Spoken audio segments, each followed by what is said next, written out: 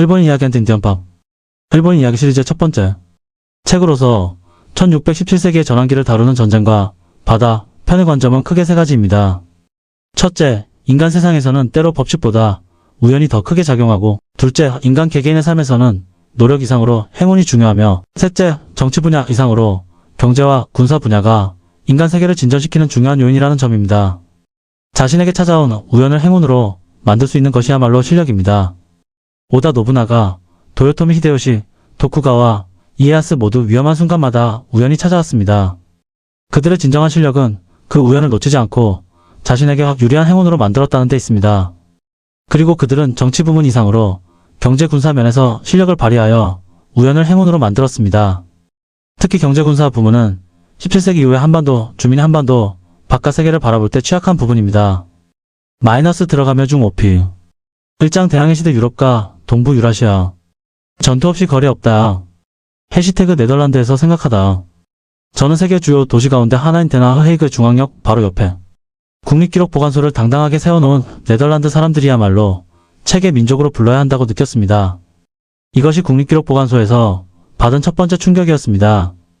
두 번째로 충격적이었던 것은 네덜란드 동인도 회사의 세계 전시회장 입구에 내걸린 전투 없이 거래 없다. 노 비즈너스 위사우트 배틀라는 캐치프레이즈였습니다. 네덜란드 동인도 회사는 1602년에 설립되어 동쪽으로 타이완과 파푸아뉴기니에 이르기까지 인도양의 패권을 차지한 무역회사이자 전투 집단이었습니다. 15피. 자기들 이익을 얻기 위해서라면 무역이든 전쟁이든 가리지 않고 무엇이든 한다는 정신. 청나라 사람들에게 아편을 판매하려던 것을 청나라 관리들이 저지하자 영국인들이 1842년에 일으킨 아편 전쟁이 대표적인 사례입니다. 17피. 무역과 전쟁은 하나라는 입장을 가지고 있으면서 이를 도덕적으로 부끄러워하거나 반성할 생각이 전혀 없는 유럽 세력이 오늘날의 글로벌 질서를 만들었다는 말씀을 드리는 것입니다. 23피. 유라시아 동부 해안에 나타난 네덜란드 동인도 회사. 네덜란드 동인도 회사는 군사적으로 수세에 몰린 끝에 1662년 타이완 섬을 포기하기에 이릅니다. 또한 일본 본토에서도 도쿠가와 이에야스 정권의 무력으로 도전하지 못하고 규슈 서쪽 끄트머리 히라도와 나가사키에 극히 제한된 무역 거점을 마련하는 데 그칩니다. 동남아시아에서 압도적인 군사력을 과시한 네덜란드지만 동중국해 연안 지역에서는 무기력한 모습을 보였습니다. 명청대 중국의 도자기나 비단, 일본엔을 거래하는 데서 오는 이익이 워낙 크다 보니 네덜란드 동인도 회사 측이 두 나라 정부의 눈치를 본 것입니다. 26피. 거대한 아프리카를 둘로 나눠 가질 만큼 전 세계에서 군사력을 과시하던 영국과 프랑스 역시 동중국해에서는 청나라와 일본, 조선을 식민지로 만들지 못했습니다. 동중국해 연안 지역의 한 겹, 바깥에 존재하는 연해주를 러시아가, 베트남을 프랑스가, 미얀마를 영국이 각각 식민지로 만들었지만 동중국해 연안 지역의 류큐 타이완, 조선을 두고 경쟁한 것은 유럽 국가가 아닌 청나라와 일본이었습니다. 그리고 청나라의 후신인 중화민국과 대일본제국은 결국 1937만 1945년 중일 전쟁에서 무력 충돌합니다. 이렇게 유럽 국가의 식민지가 되지 않고 살아남은 국가들끼리 패권 경쟁을 펼친 곳은 전 세계에서 동중국해 연안 지역이 유일합니다. 28피. 도쿠가와 막부는 17세기 초 유럽 국가들 가운데 네덜란드만을 유일한 무역 상대국으로 선택했고 그 방침은 19세기 중반까지 변하지 않았습니다. 그것은 정치적 안정과 자신의 권력체제 유지를 위해 네덜란드가 가장 적합하다고 판단했기 때문이죠. 29피. 중국과 일본, 무엇이 같고 무엇이 다른가? 명청대 중국의 경우에는 일 당시 군사력이 유럽 세력의 도전을 여유있게 물리칠 만한 수준이었고 이 중국 영토가 워낙 넓다 보니 광저우와 마카오에 유럽 세력의 무역 거점을 제공해도 그들에게 그다지 안보적, 경제적 위협이 되지 않았습니다. 삼명나라와 청나라에서 예수의 선교사들이 활동하기는 했지만 그들의 가르침이 민중에게까지 침투할 정도는 아니었습니다. 그리스도교의 가르침에 따른 민중, 반란인 태평천국에 난 1850만 1864까지는 아직 200여 년이 남은 시점이었습니다. 말하자면 청나라에서 지배 질서에 위협이 된 것은 그리스도교가 아니라 백년교도의 난 1796만 1804를 일으킨 불교, 서남에서 판대은 난 1856만 1873과 서북에서 둔간 봉기 1862만 1877을 일으킨 이슬람교였습니다. 사유럽 세력의 동중국해 진출이 본격화되는 1617세기의 중국 대륙의 최대 문제는 명나라에서 청나라로의 왕조 교체였고 군사적, 종교적으로 크게 위협이 되지 않는 유럽 세력에 대한 관심은 상대적으로 적었습니다. 마지막으로 중화세계가 진지하게 외부 문명으로부터 영향을 받은 것은 불교와 마르크스주의뿐이다라는 말에서도 알 수 있듯이 애초에 명청대 중국인들은 유럽으로부터 배울 게 있다는 생각을 하지 않았습니다. 31p. 이처럼 막부에서 평민에 이르기까지 러시아의 접근에 대한 대응을 고민하는 한편으로 러시아로부터 얻을 수 있는 것은 최대한 빼내려고 애쓰는 모습이 확인됩니다. 이것은 일본에 찾아온 위기를 기회로 바꾼 것이자 일본의 미래를 위한 행운이었습니다. 이 행운은 청나라와 일본에 동시에 찾아왔지만 청나라의 경우 이 행운에 발빠르게 대응하기에는 다른 문제들이 더 컸고 일본은 이 행운을 활용할 수밖에 없는 상황에 놓여 있었습니다. 그리고 유감스럽게도 같은 시기 조선에는 이러한 위기와 행운조차 주어지지 않았습니다. 39p. 일본의 첫 번째 기자 기회. 대항해 시대를 맞이하여 무력을 동원해 전 세계를 식민지로 만들던 유럽 세력과 처음으로 접촉했을 무렵 일본은 전국시대였습니다. 당시 일본 열도는 수백 수천 개의 단위로 쪼개져서 서로 싸우고 있었습니다. 일본 정치의 양대축을 이루는 텐노 천황과 쇼군 막부 정권의 최고 실권자인 나라. 바깥에서 접근해오는 외부 세력에 맞서 국내를 안정시키고 여론을 통합하기에는 정치적, 군사적으로 실력이 부족했습니다. 40p. 일본도 전쟁에 패한 지역에서는 노예가 많이 발생했습니다. 이들 일본인 노예들은 승리한 지역으로 끌려가서 강제 노동을 하거나 유럽 상인들에게 넘겨져 전 세계로 수출되었습니다. 이처럼 전국시대 일본에서 전 세계로 공급된 일본인 노예 숫자는 오다, 노부나가와 도요토미, 히데요시가 조총이라는 유럽의 최신 무기를 발빠르게 수입하고 조총의 위력을 최대한으로 활용할 수 있는 기술을 개발하여 전국시대의 분열을 끝내면서 줄어들기 시작합니다. 41p. 대항해 시대 일본은 아메리카, 아프리카처럼 분열 상태였지만 유럽 세력이 본격적으로 일본에 접근하기 시작하는 16세기 중반에 이르며 분열에서 통합으로 서서히 방향이 바뀌어갑니다. 그 계기는 유럽 세력의 일본 접근을 상징하는 예수의 선교사 프란치스코 하비에르 1506만 1552가 1549년 일본에 상륙한 사건입니다. 42p. 그런 와중에 유럽에서 직접 또는 동남아시아를 거쳐 일본에 수입된 것이 소총이었습니다. 일본어로 철포대포라고 불리던 조총은 공식적으로는 1543년 일본이 왜구들과 함께 동남아시아에서 노략질을 일삼던 포르투갈인이 일본 서남부 다네가시마로 가져왔다고 알려져 있고 1555년에는 일본 내에서 자체적으로 대량 생산됩니다. 때마침 조총이 수입되어 일본에서 대량 생산된 1543년과 1555년 사이에 유럽의 가톨릭 세력이 일본에 도착한 것입니다. 참으로 절묘한 상황과 타이밍이었습니다. 만약 일본이 전국시대 초기에 분열된 상태에서 일본인 장군들마저 전투 경험이 부족하고 새로운 무기에 대한 열망이 약했다면 어땠을까요? 게다가 일본에 도착한 것이 유럽인 선교사가 아니라 무장 집단이었다면 일본열도 내부의 여러 세력과 합종연행하면서 아프리카에서와 같이 최소한 서부 일본의 일부를 점령했을 것이고 운이 좋았다면 아즈텍이나 잉카를 정복했듯이 일본열도 전체를 정복했을지도 모릅니다.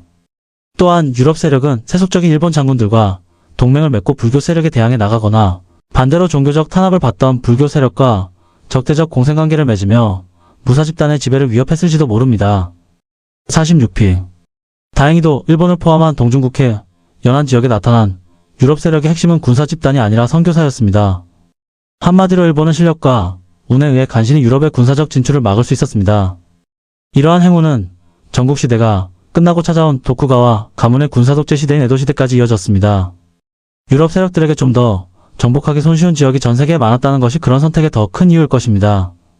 좀 더 시간이 흐르면 한때 스페인, 포르투갈과의 경쟁에서 앞선 네덜란드는 영국, 프랑스 등에 조금씩 밀리기 시작합니다. 러시아는 18세기에 영국과 미국이라는 이른바 앵글로색슨 세력은 19세기에 비로소 일본에 접근하지만 이 두 세력이 관심을 가진 나라는 일본이 아닌 청나라였습니다. 48p.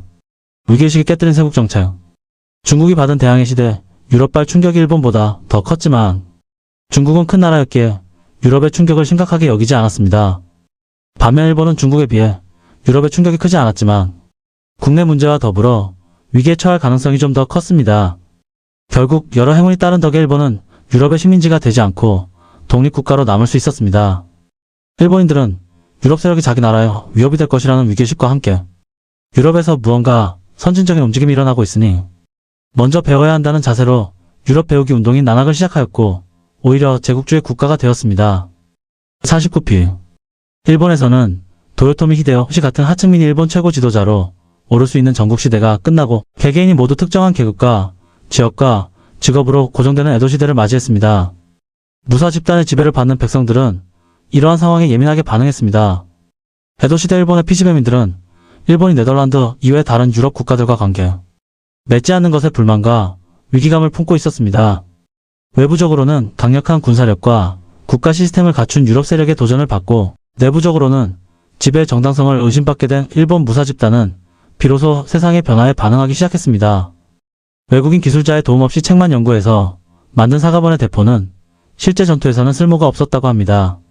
하지만 목숨 걸고 네덜란드어를 배워 군사학 서적을 읽고 자력으로 반사로를 만들어내고 번뇌의 금속을 닥닥 긁어 모아 총력을 기울여 대포를 만들려 한 개인과 집단이 19세기 전기 일본에는 숱하게 존재했습니다. 메이지 일본과 제국주의 국가의 탄생은 이러한 노력의 필연적인 결과일까요? 아니면 당시 국제정세에 따른 우연적인 결과일까요? 56피. 이장 바다와 일본. 네덜란드에서 배를 타면 에도의 니온바시까지 올 수 있다. 중국 문명 변방의 일본. 일본이 중화 문명으로부터 율령격식이라는 법령을 받아들이고 대왕 또는 천황이라는 호칭을 쓰면서 자기네 나라가 중국과 마찬가지로 황제국이라고 생각하기 시작한 것은 7세기부터였습니다. 그러나 그 뒤로도 때때로 중화 문명의 여러 왕조에 조공하는 등 황제국으로서 일본의 위상은 불확실했습니다. 한반도의 여러 국가들이 대외적으로 황제를 칭하거나 중화 문명과는 다른 연호를 세운 것도 결국은 중화 문명 따라하기였습니다. 63피. 중화 문명이나 인도 문명과는 전혀 다른 성격을 띤 유럽 문명을 정면으로 상대하면서 일본인들은 중화 문명 이외 또 하나의 거대하고 독립적인 세계관이 존재한다는 사실을 배우게 됩니다. 63피. 전국시대 일본의 장군들이 외부 간섭 없이 자기들끼리 끝까지 싸워서 도쿠가와 이에야스라는 최후의 승리자를 탄생시킨 것과 달리 삼국시대의 한반도에서는 당나라라는 한족 세력의 개입으로 백제와 고구려가 무너지면서 신라가 살아남았고 거란인이라는 비한족 세력의 개입으로 발해가 무너지면서 고려가 남게 되었습니다. 여진인 역시 한인과 몽골인, 조선인의 간섭으로 통일을 이루지 못하다가 임진왜란이 일어나면서 외부 세력의 개입이 약해지자 누르하치에 의해 비로소 아마가 아이신 구른 후금으로 통일됩니다. 이처럼 중화 문명 국가들과 직접 국경에 맞닿아 있지 않은 일본은 중화 문명의 군사적, 문화적 영향을 상대적으로 덜 받으면서 자기 나름의 문명을 만들어 나갈 수 있었습니다. 65피. 오다 노부나가는 유럽인 선교사가 선물한 지구일을 돌려보면서 세계 정복을 꿈꾸었습니다. 그 꿈을 이어받아 명나라와 인도까지 정복하려 한 것이 도요토미 히데요시였고 그 꿈을 포기하고 일본 국내 안정을 꾀한 것이 도쿠가와 이에야스였습니다. 도쿠가와 이에야스는 가톨릭 신부와 일본인 가톨릭 신자들을 해외로 추방하고 동남아시아 곳곳에 살고 있던 수십만 명의 일본인이 귀국하는 것을 금지했습니다. 1549년에 프란치스코 하비에르가 일본에 도착한 이래 일본인 수십만 명이 가톨릭 신자가 되거나 상인 또는 노예가 되어 동남아시아, 아메리카, 유럽 등으로 갔습니다. 이러한 인정 네트워크를 통해서 일본은 도쿠가와 막부 초기까지 동남아시아 여러 나라들과 국교를 맺거나 무역을 했습니다. 67피. 13세기부터 활동한 왜군은 일본 내부의 정치적인 혼란으로 생존 및 생계의 위협을 느낀 서일본 일부 세력으로 한반도를 주된 대상으로 약탈 행위를 벌인 이들이었습니다. 반면 16세기 왜군은 일본인과 중국인, 포르투갈인 등이 섞인 혼성 부대였습니다. 1617세기에 이 지역에서 활동한 포르투갈인 가운데에는 개종한 유대인이 많았습니다. 그리고 상인과 해적 사이를 자신의 이익에 따라 오간 포르투갈인 가운데 한 사람이 바로 일본의 조총을 가져다 주었습니다. 70피. 한국에서는 조선시대부터 도요토미 히데요시의 조선 침략을 임진왜란이라고 칭해 왜구와 비슷한 성격의 해적 집단이 히데요시를 두목으로 삼아서 조선을 침략했다는 인식이 외란의 이미지로 퍼져 있습니다. 물론 왜구 세력 가운데 일부가 히데요시의 수군에 포함되어 있던 것은 분명하지만 히데요시는 왜구 수장이 아닙니다. 오히려 그는 왜구의 무역 및 약탈 행위를 본인이 금지했다고 강조했습니다. 일본이 정치적으로 분열되어 있을 때 개인이나 사적 집단이 대륙과의 교류에서 얻었던 이익을 일본을 통일한 히데요시의 중앙정부가 독점하겠다는 의지도로 해석할 수 있습니다. 71피. 일본에서 동을 수출하면 중국 왕조에서는 완성품인 동전을 수출하는 무역 구조가 만들어지면서 두 지역의 경제가 연동되었습니다. 한마디로 육지를 접하고 있는 한반도보다 동중국해라는 큰 바다를 끼고 있는 일본이 중국 왕조와 더욱 밀접하고 대규모로 교류하고 있었다고 할 수 있습니다. 이런 구도는 에도 시대에도 계속되었습니다. 이를테면 임진왜란 당시 조선에서 약탈해간 책으로 일본 지식인들이 공부하는 게 아니냐고 일본에 파견된 조선통신사가 비판하면 일본 측은 이를 맞받아 청나라와 네덜란드에서 수입한 책의 제목을 거론하면서 조선 측이 이런 책들도 모르면서 주자학만 되낸다고 비꾸는 장면을 연출한 것과 비슷합니다. 76피 중화 문명과 유럽 문명의 경계에 놓인 일본. 유럽 각국들에 비하면 일본은 심지어 외국까지도 웬만하면 평화롭게 무역하되 어쩔 수 없으면 전쟁을 불사한다는 정도에 그쳤습니다. 중세 일본은 중세 유럽과 동중국해 국가들의 중간 정도 되는 전투력과 해상무역 능력을 지니고 있었다고 할 수 있겠습니다. 이 점이 1617세기의 전환기에 오다 노부나가와 도요토미, 히데요시가 세계 정복과 해상 제국을 건설할 야망을 품어볼 근거가 된 것이고 그 한계를 냉철하게 파악한 도쿠가와 이에야스가 일본인의 해상 활동을 중단한 이유였는지도 모르겠습니다. 79피 한때는 정화가 지휘하는 대규모 함대가 아프리카까지 갈 정도로 활발한 해양 활동을 펼치던 명나라의 존재가 갑자기 사라지가 류큐지금의 오키나와와 외국 스페인과 포르투갈을 비롯한 유럽 각국의 해양 집단이 동중국해 일대에 공백을 메운 것입니다. 그 가운데 가장 활발하게 해상무역 활동을 펼친 것이 류큐 왕국이었습니다. 80피 결과적으로 베트남과 일본 모두 최고 실권자가 중국 왕조의 책봉을 받은 것이니 네 지역 모두 궁극적으로는 중국 왕조와 완전히 구분되는 황제 제도를 수립하는 데 실패한 것이나 다름없습니다. 한마디로 중국 왕조의 실력과 중국 왕조가 만들어낸 관념, 세계가 얼마나 강력하게 동중국해, 남중국해 연안 지역을 압도하고 있었는지를 알 수 있습니다. 87피 스페인 세력이 대서양을 건너 거대한 식민지를 건설하고 일본인 노예들까지 그곳에 팔려와 있는 모습을 본 하세쿠라 사절단이 받았을 충격이 짐작됩니다. 이런 스페인과 포르투갈 세력이 도쿠가와 이에야스 시대 인도양과 태평양을 건너 일본에서 활동하고 있었던 것입니다. 하세쿠라 사절단과 다테 마사무네뿐 아니라 당시 일본 지배층 전체는 충격과 위기의식을 공유하고 있었습니다. 그래서 도쿠가와 막부는 외국에 나가 있는 일본인의 귀국을 금지하고 국내 가톨릭 신자들을 추방했습니다. 또한 태평양과 대서양을 건너 로마까지 항해할 수 있는 유럽식 배 만드는 조선수를 폐기하는 등 기술적 퇴보를 감수하면서까지 일본과 가톨릭 유럽 세력의 접촉을 막으려고 했습니다. 88피 일본은 유럽과 통하는 문을 닫는 과정에서 대양 항해가 가능한 조선수를 포기했고 지배층과 피지배층을 영원히 고착시켜서 사회를 안정화하기 위해 조총 전투 전술을 포기했습니다. 조총의 위력을 최대한으로 끌어올리기 위해서는 귀족과 평민을 구분하지 않고 군부대를 편성해야 하기 때문입니다. 과학기술과 시스템이 언제나 진보하지는 않으며 정치적 상황에 의해 크게 좌우될 수 있다는 사실을 알려주는 좋은 사례입니다. 91피 유럽 세력의 침략을 미리 봉쇄하기 위해 일부러 기술을 퇴보시킨 일본을 스페인, 포르투갈 등이 작심하고 공격하지 않은 것은 일본의 행운이었습니다. 일찍이 중화 문명의 성과를 흡수하는 데는 걸림돌이 됐으나 군사적으로 보면 일본을 지켜준 바다는 이번에도 유럽 문명의 성과를 흡수하는 데는 지장이 된 반면 군사적으로는 일본을 지켜준 셈이었습니다. 91피 바다, 더 이상 일본을 보호해주지 못하다.